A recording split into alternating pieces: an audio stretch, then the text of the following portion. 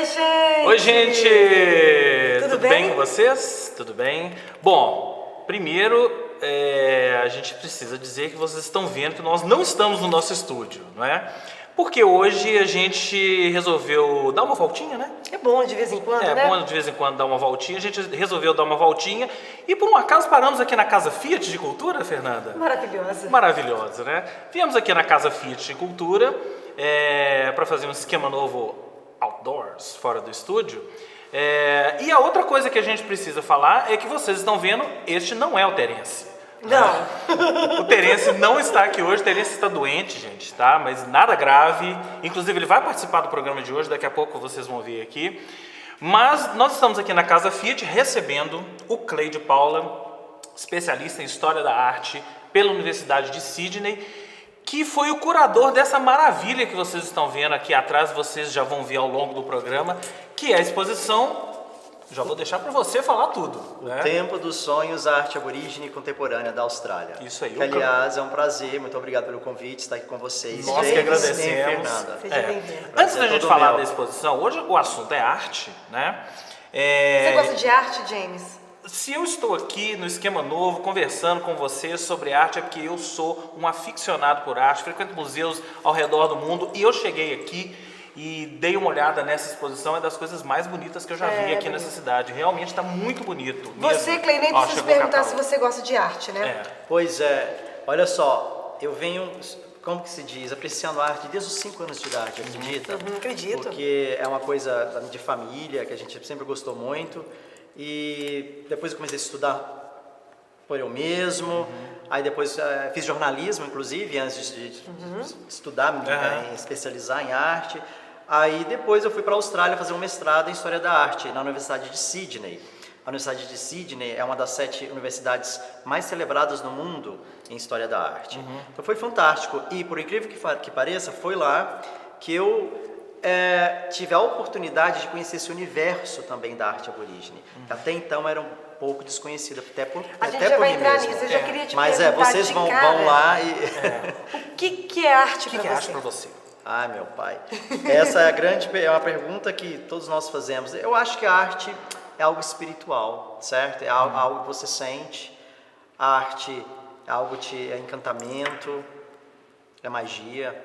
Acho que é muito mais simples, né? Eu acho que a arte não é para ser entendida nem compreendida. A arte é para você ser apreciada. E eu acho que é um momento de introspecção, porque é tão bom, às vezes, já pensou assim, às vezes quando você, um exemplo bem simples eu acho, às vezes você está aquele dia super tarefado ou cansado, aí você vê um museu de arte, entra naquele museu ou naquela galeria e contempla aquele quadro. É uma sensação maravilhosa que você tem de paz, de espírito, né? Verdade. É uma beleza, aquilo entra dentro de você, é como uma música. A arte pode conectar o homem com a época que ele está vivendo? Ele pode documentar totalmente. isso? Eu acho que, inclusive, os artistas mais bem-sucedidos, se você for analisar a história da arte, foram justamente aqueles artistas que conseguiram passar isso, né? Esse momento, capturar essa essência do momento e transpor isso em sua arte. Um exemplo clássico, por exemplo, Picasso, que é um momento na fase azul dele, por exemplo. A Europa estava em guerra, né? Enfim, nós temos vários casos de artistas, de grupos, né, de artistas que conseguiram fazer isso até hoje. A arte aborígene, por incrível que pareça, é um reflexo do momento, porque é uma arte de resiliência, afirmação, certo? E protesto. Essas obras que a gente está vendo aqui são obras recentes, obras mais antigas. Então eu queria que você começasse nos contando sobre a história dessa exposição. Como é que você descobriu essas obras? Como é que vocês tiveram essa ideia de fazer essa linda exposição sobre a arte aborígene da Austrália, que é um país também muito ainda... um pouco desconhecido para nós, assim, né, no Brasil. Totalmente.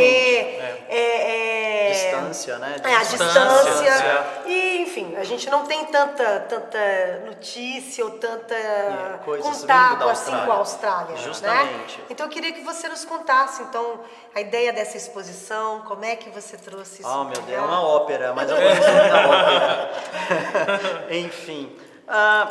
Como eu disse, eu fui fazer o meu mestrado na Universidade de Sydney e cheguei lá e me deparei com a arte aborígene durante os meus estudos. Aí, como eu sempre falo, gente, o que eu estou perdendo? O que eu estava perdendo? Que para mim também era uma novidade, é um mundo, é um novo universo, é tudo completamente novo, né? Porque além de ter uma estética belíssima, também tem um significado muito grande e, como eu disse, é uma arte de protesto, é uma arte política.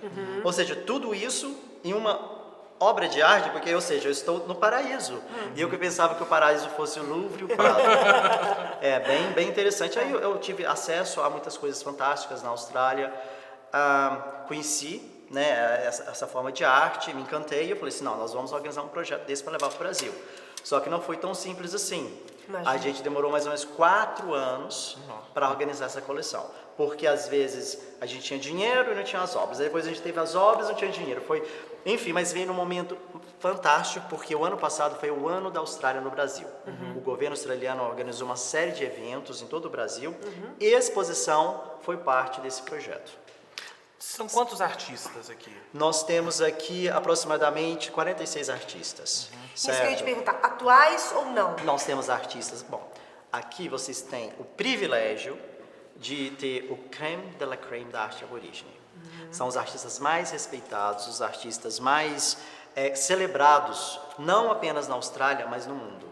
São artistas que já visitaram, né, grandes museus de arte, já participaram de bienais. Inclusive o Clifford Posson, né, que é essa obra aqui que está bem aqui, é belíssima. Ele participou da 14ª Bienal de São Paulo em 1983. Legal. O artista. Então, pela segunda vez a gente traz uma obra desse artista. Ele foi um dos líderes do movimento de arte aborígene da Austrália, que como que eu poderia dizer? Que começou mesmo a crescer a partir da década de 70. Faço o convite, então, para os nossos queridos internautas para visitar essa exposição maravilhosa. Eu sei que tem a história desse catálogo. Fala sobre o catálogo. Justamente. Que você estava nos contando. Nós temos esse catálogo, né?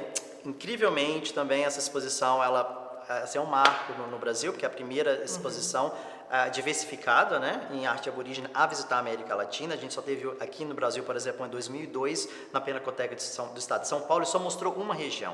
Aqui as pessoas vão conhecer arte de várias regiões e também, claro, elas podem ter o acesso ao primeiro catálogo publicado na língua portuguesa sobre arte aborígene, escrito pelos, assim, eu diria, os especialistas mais celebrados em arte aborígene no Brasil e na Austrália.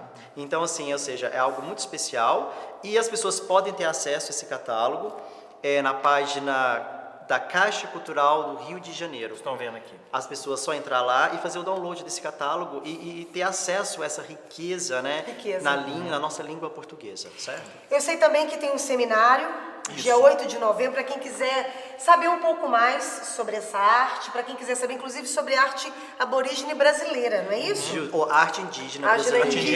Justamente porque essa exposição, ela traz muitas reflexões. Imagino certo? que sim. E uma delas, a gente vai discutir com especialistas brasileiros e australianos a questão da arte produzida pelos povos indígenas na Austrália e no Brasil.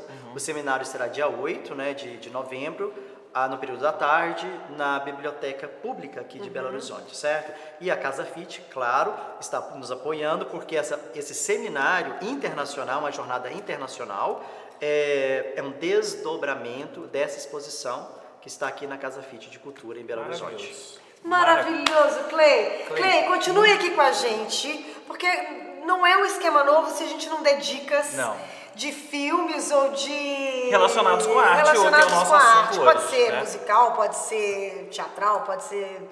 Mas quem vai dar a primeira dica é o ausente. O ausente. Terence Machado, é com você. Sempre que esse tema vem à tona, 4 filmes me surgem meio que de bate-pronto, assim.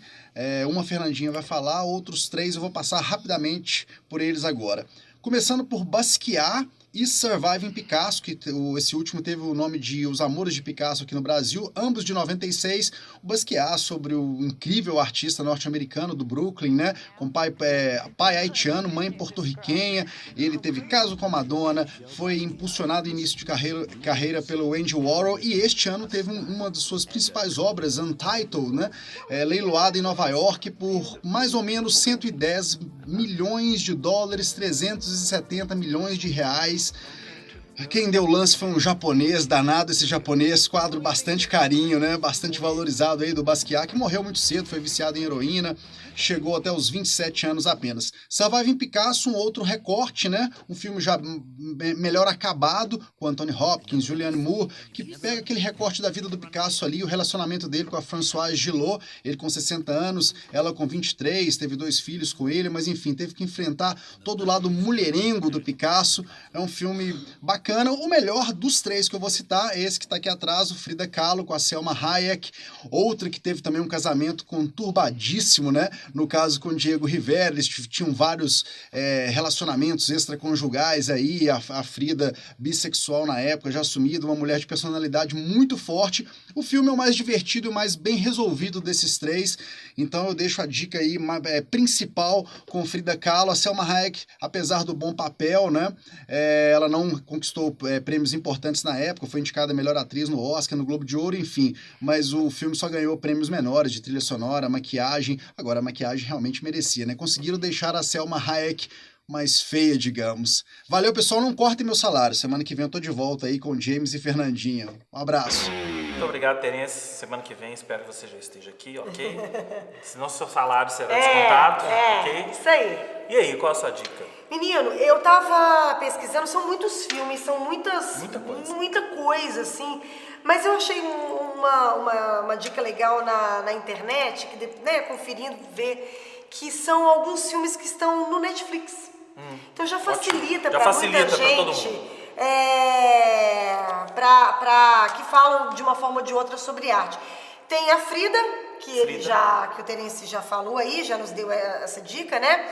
Tem o filme que chama Poucas Cinzas, Salvador Dalí, que é a relação do Salvador Dalí com o Federico Garcia Lorca, com o poeta Federico Garcia Lorca. E é um filme interessantíssimo, fica a dica aí, chama Poucas Cinzas. Coco Antes de Chanel, tá? Que é sobre como a Coco Chanel, você deve estar se perguntando, né? Mas o que tem a ver com arte? Tudo a ver. Moda também é arte, né? Então fica a dica aí pra vocês. Coco Antes de Chanel, sobre a vida, como a Coco Chanel chegou a ser Chanel. Tem, esse filme é interessantíssimo, chama-se A Dama Dourada. Em 1998, a Maria, eu esqueci o sobrenome dela, ela e o advogado dela, uma história real, ela e o advogado dela entraram com um processo contra a Áustria, porque a família dela foi, durante a Segunda Guerra Mundial, os nazistas roubaram obras de arte da família dela. E aí o que aconteceu? Muitas delas estão no museu austríaco, que topou, recebeu essas obras de arte dos nazistas, e ela quer reaver essas obras que são da família dela e que foram roubadas pelos nazistas. E por fim, um clássico que tem arte, tem o cinema misturado com a literatura, misturado com artes plásticas, que é Meia-Noite em Paris. Eu tava até colando aqui para ver qual que era. De Woody Allen, que fala desse amor mesmo, as artes, enfim. Fica a dica aí para vocês. Bom, então para finalizar, eu tenho 2 dicas. Uma é o Moça com Brinco de Pérola, um filme que tem uma história, que a minha história com esse filme, na verdade a minha história com esse quadro, né? Eu vi esse quadro, porque arte, assim, como a gente estava falando, né, que arte você tem que sentir. Uma coisa é você ver o quadro, você vê isso aqui no catálogo, outra coisa é você estar diante. Com certeza. É completamente diferente a experiência. A minha experiência, quando eu vi esse quadro, é um dos poucos quadros que eu vi numa das turnês que o quadro fez em Nova York. Hoje ele mora, entre aspas, em Haia, se não me engano, né? Numa das turnês dele em Nova York, eu tive a oportunidade de ver esse quadro, e foi dos poucos momentos que eu tive diante de uma obra que eu chorei. E aí quando eu vi o filme, e realmente é muito forte você ver, eu já tinha visto o filme, na verdade, e depois que eu fui ver o quadro ia completamente diferente. Então, Moça com Brinco de Pérola, o filme com a Scarlett Johansson, dirigido pelo Peter Weber. É lindo esse filme. E outra dica que eu queria dar, aí já pensando um pouco na iconografia da arte indígena, da arte aborígena, né, que eu estava apontando aqui, é um filme que está em cartaz, chama Mãe, do Darren Aronofsky. Esse filme é um filme 880, tá, gente? Ou você ama ou você odeia. Inclusive a crítica mundial ou tá amando ou tá odiando. Mas é um filme que desde o início, desde os letras iniciais, você vai ver que é uma iconografia, o trabalho de iconografia, o trabalho escrito dele e o desenho de produção do filme é todo muito iconográfico. Isso eu não vou nem entrar na trama do filme, né, que é uma história que envolve várias questões de religião, de violência, enfim. Mãe, de Darren Aronofsky, o trailer vocês estão vendo aqui. Assistam. Depois a gente conversa para saber se vocês gostaram ou não, tá? É isso. Que maravilha esse programa hoje. Maravilhoso. Muita coisa em Só alegria. pouco mais de 12 minutos. Né? Gente, ficamos por aqui nessa maravilha de Casa Fiat, reforçando o convite. A exposição está até 19 de novembro. 19 de novembro, aqui na Casa Fiat. Todo mundo convidado a vir, ok? Um beijo, tá, gente? Ó. Muitíssimo obrigado. Semana que Obrigado vem. a vocês, James. Muito Fernando, obrigada. foi um prazer. Até mais. Até mais. Até semana que vem.